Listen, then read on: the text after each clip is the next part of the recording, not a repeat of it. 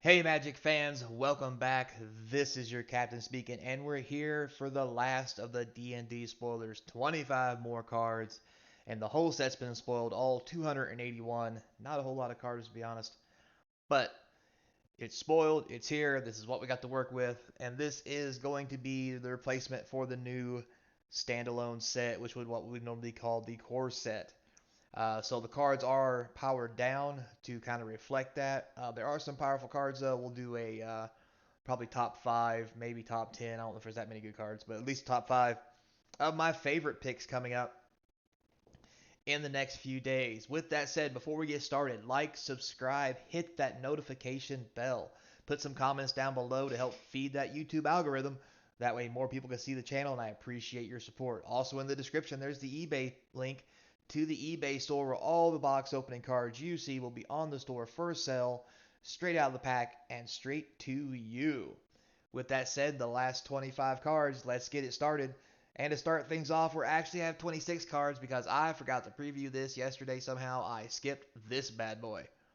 So we have the Grand Master of Flowers, Legendary Planeswalker Bahamut, i.e. Dragon, right? So for 2 white and 2, you get a 3 loyalty Planeswalker that only goes up. But as long as the Master of Flowers has 7 more loyalty counters on him, he's also a 7/7 Dragon God creature with flying and indestructible, which is pretty sweet. So it starts at 3, you have to take him up 4 times, which doesn't seem like it'd be that hard as long as you can protect him. The first +1 target creature without first strike, double strike, or vigilance can't attack or block until your next turn. That is a really weird way to try to protect the Planeswalker. So I don't know how useful that would be because a lot of stuff has haste right now. A lot of stuff has uh, a first strike, and some things have vigilance. So it's going to be really hard maybe get this +1 to work depending. After rotation, maybe a different story. Then the other +1, you search your library or graveyard for a card named Monk of the Open Hand, reveal it, put it into your hand. If you search your library this way, shuffle. So this would be a great card on 4 if you haven't drew any monks yet to go grab those monks. Well, also too, it says out of your graveyard, so it's easy for this to get a monk out of your graveyard, let you put it in play, and if you block with it to protect him, he goes back to the graveyard, so you can just pick him back up on your next turn. So technically, this does have the ability to protect itself. Um, I do think this is going to be a very powerful Planeswalker. It's going to be great in draft. Probably really good in standard. Maybe even a little bit of modern play, but I really doubt that. But Commander, yeah, this is definitely the Commander boy you've been looking for. So, moving right along with all the new stuff now. Asmodeus the Archfiend. I thought I put this card last. Oh well, my bad. So here's the big boy, the Devil God legendary creature, 2 black, 4 colorless for a 6/6. So it's on par with casting, so if it was vanilla. Now this thing has the binding contract, which is if you would draw a card, exile top card of your library face down instead. For 3 black, you draw 7 cards. For 1 black, return all cards exiled with Asmodeus to their owner's hand. You lose that much life. So you get a 6 mana 6/6, big old bad demon. And with that, it's basically a Necropotence. 3 black, lay 7 aside. Of course, you get your draw steps, that'd be 8. So for 4 black and 8 life, you basically can draw 8 cards. Um, I think this card is going to really be a powerhouse. It's going to be great in Commander. Probably pretty amazing in Draft. It probably won't see much modern play. If it does, it'll be in some kind of graveyard shenanigans deck to bring it out of your graveyard so you can just draw cards like all willy-nilly like you do with Grizzlebrand. Maybe even be a good Grizzlebrand replacement since it's banned in some formats.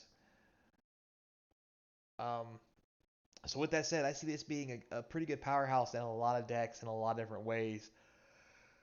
Um, Maybe Legacy. I don't know, only because you have to pay mana to activate the ability, so Omnipotence and so forth doesn't make this an amazing thing, but there are other ways around that. But with that said, this is going to be a great card, guys. Keep your eyes on it. It's going to be a powerhouse in a lot of formats. Next, moving on, we have the Loyal Warhound. 1 white and 1 for a 3/1 with Vigilance, not too shabby.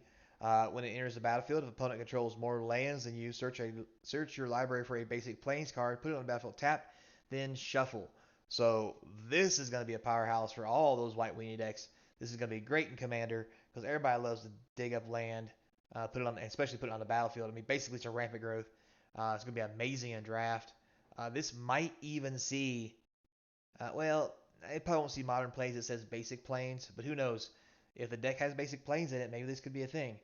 But I seriously doubt it. This is going to be definitely a hardcore standard card, though. And I think I can see the white weenie deck forming now as we speak. So moving on. Next we have the Temple of the Dragon Queen. So good old Tiamat in the background there. So it's an uncommon land. It enters the battlefield. You may reveal a dragon card from your hand. The Temple of the Dragon Queen enters the battlefield tapped unless you reveal a dragon card this way from your hand, or you control a dragon. As the temple enters the battlefield, you choose a color, add 1 mana of any chosen color. So this card is just fine. This is going to be fine in draft because if you can choose a color. If you have a dragon, it's untapped. It might be good in standard depending on how the dragons come out.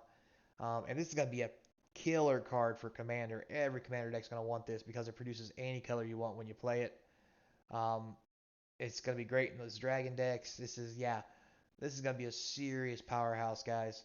One thing in a lot of decks. Now, the old decks, like Modern and stuff like that, it's not on that kind of scale of power level, but it's a very fine complement to a lot of things that are already going on in Commander and maybe Standard and in Draft. Who doesn't want a land that you can just pick what color you want out of it? So, moving right along. Next, we have a Blink Dog. So, for a white and 2, you get a 1/1. It has double strike. So, teleport. For a white and 3, Blink Dog phases out. So, that's very interesting. Um, you can actually deal damage to something and then blink it out with the double strike, or you can just block and blink it out so it doesn't die. It's a decent uncommon, although I think it costs too much to be doing all those kind of shenanigans. Probably be great in draft just because you can't kill it hardly. Um, that's probably going to be the only place it really sees play. So moving right along, we have the Grim Bounty, 2 black and 2 sorcery. Destroy target creature or planeswalker, create a treasure token. So this is pretty interesting. It's 4 mana black. It's pretty much, this has already been a card in other formats that are very similar to destroy creatures and planeswalkers and create a treasure token. So nothing new here. It's common. Only going to see some draft play probably. We have the Aberrant Mind Sorcerer. It's an uncommon. It's a blue and 4 for a 3/4. It has Psionic Spells. So when it enters the battlefield, you choose target instant or sorcery card in your graveyard. Roll a d20. 1 through 9, you put the card on top of your library. 10 through 20, return it to your hand. So not too shabby. Fine for draft. Probably all the only places going to see play. It might see a little commander play. 5 mana is a bit much, but that's right up commander's alley. Plus, picking a card up out of your graveyard is always good when you're playing singleton. Next here we have Dragonfire. So for a red and 1, we have an instant. As additional cost, you reveal a dragon from your hand or control one. 3 damage to target creature or planeswalker. If you reveal the dragon, Dragonfire deals damage equal to the power of that card or creature instead. Okay, so this is fine. It can be 3 at minimum. If you have a big dragon, it could be up to 6. It only deals damage to creatures, so probably not a powerhouse. Definitely probably see some standard play. Be great in draft, but that's probably about as far as this little puppy's going to go. Moving right along. The Neverwinter Dryad. So 1 green, 1/1. Creature Dryad. 2, sacrifice it. You may search your library for a basic forest card, put it in play tapped. This could be great for draft, maybe even some commander. I don't see it being a big thing in standard. It's great because you can, for 1 mana, 1/1 that you can block with it. For 2, sacrifice it out from under the block to go get a forest. A little bit of ramp. It's 3 mana, but it's separated. Good common. Um, Really only draft probably. Next we have the Arboreal Pegasus. So for a white and 3, that's a big ass Pegasus. You get a 2/3 flyer. When it enters the battlefield, target creature gets +1/+1 and gains flying till the end of turn. That is awful, but in draft it's fine. So that's probably about as far as this is going to go, guys. So moving right along. Next here we have the Iron Golem. So for 4 colorless, you get a 5/3 with vigilance and attacks and blocks each combat if able. So this is a good harken back to the Juggernaut, which was a 4/3, I believe, for 4 mana. Had to attack every turn, but didn't have vigilance, so it couldn't block.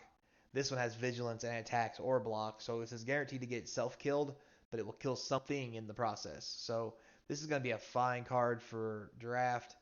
This might even see some paces in standard because 4 mana for a 5/3 might just be good enough. especially with vigilance. So we'll see how this goes.